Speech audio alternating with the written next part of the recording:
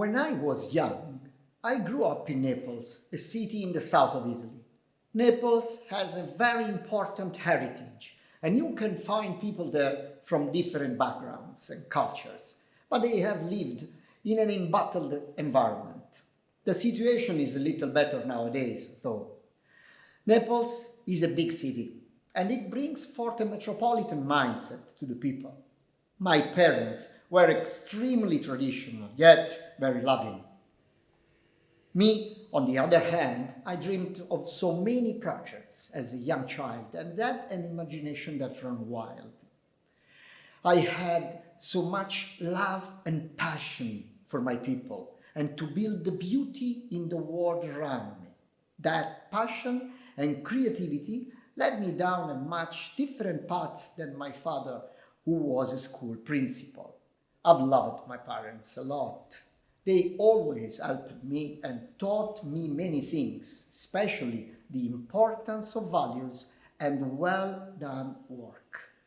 My father reminds me of Kiyosaki's Poor Dad in the popular book, Rich Dad, Poor Dad.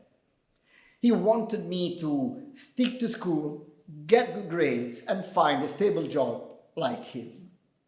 My creativity and natural tendencies as a start-upper and entrepreneur didn't allow for that to happen, however. So I lived through a tormented adolescence. I didn't want to let down my beloved parents, but I didn't want to give up my dreams. For that reason, I left home. It wasn't easy to say goodbye to Vincent, my dear brother, but I believed in my vision and was ready to work day and night to realize it. That's how things happened. When I was a teenager in high school in the early 80s, my friends and I created a highly popular radio station called Kiss Kiss, which still exists today. I used to hop out of the bathroom window at school to go and work on the business. It was so much fun playing music for the entire community, but I also learned so much about entrepreneurship through selling commercial spots on the radio show to fund the company. The more I grew, I knew I couldn't stay in Naples for the rest of my life because the culture didn't suit who I was. So I decided to trek off to the great city of Milan, landing a job interview with the biggest publisher at that time. I got the job and they sent me to work in Florence. I fell in love with Florence because of its unique history and historical center, the biggest living open-air museum in the world. Florence is a special place where creativity and ideas are able to meet and perform in eternal beauty.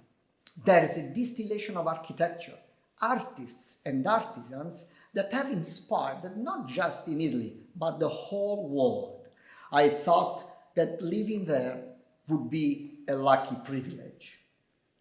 And deep down, that was when I first knew within my heart that I wanted to one day be involved in the real estate industry.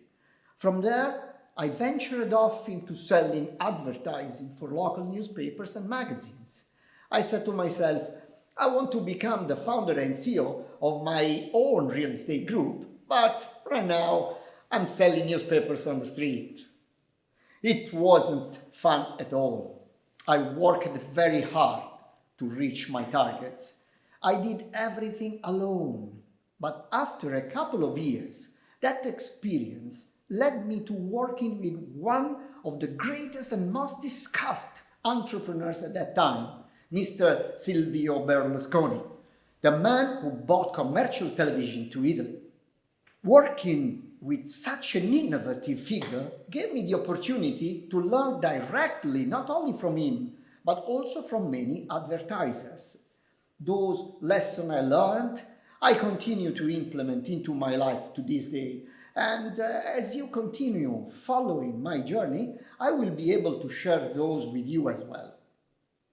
Because I was working as a media planner and buyer, it gave me the opportunity to spend a lot of time working hands-on with these successful entrepreneurs and CEOs, not just during business hours, but even privately and during their vacation periods. Those close relationships gave me the confidence to pursue my childhood calling of entrepreneurship. Some time later, Mr. Berlusconi founded a political party and became the Italian Prime Minister. You know how these things happen. So, despite the excellent earnings I made, I called time on my involvement with this group and spread my wings and flew. There was a small private school called San Faustino, which I bought and repurposed. I had in mind a new model to prepare students to pass university exams with the help of a tutor. Universitua, or Your Uni, was the brand and spread to 70 locations before I sold it off to a company called CEPU for a considerable profit. They were my biggest competitors with a better model than mine. The venture was a huge success because it was a business based on an amount for each exam for each student in each school. It was my first million. Then I created a company called Answers, which outsourced the call center work of large banks, utility, and telecom companies. That opportunity also made me an expert in how to use new and different technologies, but overall it gave me the chance to work alongside thousands of people.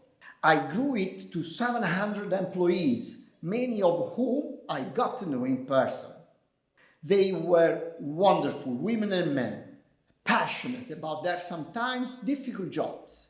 They were people who often found solutions to problems where I could not. I'm so grateful to all of them for their hard work and contributions. 7 years later, I sold the business to a competitor, making money during both the holding and the exit period. It was my second million. After selling off Answers, I took a trip to Lampedusa, a wonderful island in Sicily, and gathered up the strength to write my first book, Il cliente ha sempre ragione, which translates in English as the customer is always right. I was obsessed with the model of customer-centered enterprises, where organizations tailor their manufacturing processes to the needs of their customers.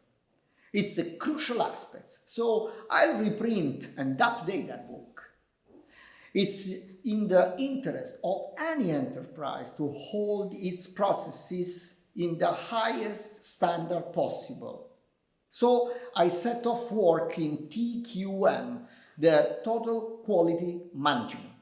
For any business, it's important to be audited and certified by a third party. The most reputable authority in Europe is Germany's TÜV Thüringen. So I proposed a joint venture which resulted in the opening of TÜV Thüringen in Italy.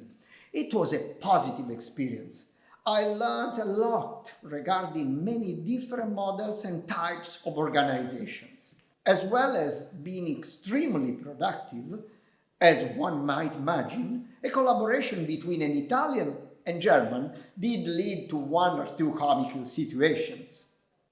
After 2 years, we had more than 1,000 clients, and I sold my shares to German parent company, making a very good profit. I've always had a great passion for art and beauty. I love design, and I have a private collection of important pieces of art. But above all, I like supporting young and emerging artists, buying their works and providing encouragement. I can't live without music, all kinds of music, including opera. For many years, I've also been president of the Orchestra da Camera Fiorentina, conducted by Maestro Giuseppe Lanzetta.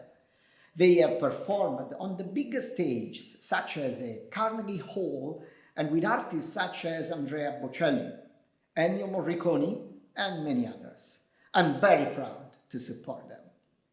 There are also other business initiatives I have worked on, like a startup named Yellow Tree to sell products online, or Garage 67 to buy, sell and rent supercars. They didn't go so well, but I enjoyed the time with my partners and learned so many things. Other business initiatives were successful, like That'sItaly.it, a kind of Airbnb ahead of its time. That was a good idea, but it was too early for that kind of offer. Another startup was So Pasta, a street food concept based on Italian pasta, but gluten-free and with very healthy condiments. But I had the wrong people to lead them. Probably one day I'll back again those projects, but there I understood that to scale a business and manage huge companies safely, you need many good members in your squad and investors. I had finally raised enough capital and gone through enough exits to pursue my true passion, real estate. It wasn't easy, I'll tell you that. Having no prior experience working in real estate, the banks and the lenders didn't take me seriously. I had to fund a lot of deals with my own money. I also encountered countless situations that were just brand new to me.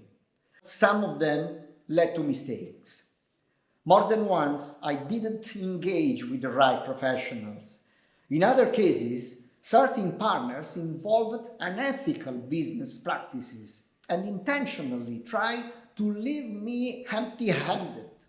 Learning by doing is sometimes a good strategy, but when you manage money, it could be risky, dangerous, and expensive in more than ways than one. Overall, I've been able to get over 50 projects completed and profitable, 11 of which I've been able to personally work and develop with my team. My focus has always been on working on historic buildings in Italy and bringing new life to them. That way, the beauty of these locations can be restored, so all the people in the same community can enjoy them. When I rebuild, I love to use sustainable materials, technologies, and products that benefit our planet. From within the windows and walls of Italian properties, people may often admire its great beauty. And for me, this is lucky. For sure, beauty is everywhere in the world, but the concentration of art, design, and creativity, often merged together with an equilibrium and style, is something natural to find in Italy. For this reason, in my opinion, for an Italian, the beauty is something to naturally tend to. And probably for the same reason, keeping and promoting the beauty in any investment projects, also in modern cities like Dubai or Miami, is what brings me so much joy. It's just like straining in a painting when you see it's crooked. When you have the opportunity to buy into an abandoned or an unused building with a renovation project, you can bring that property a new sense of life. This gives the tenants, the office employees, or hotel guests the opportunity to enjoy those renovated locations, allowing the soul and the spirit of places that continue to inspire. I'm sure that the fortune of my success comes from my God that loves me, the skills, hard works, and dedication of my team, the help and advice of so many friends and good people I've gotten to know.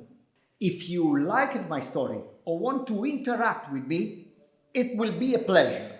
Or find everything on my YouTube channel. Ciao!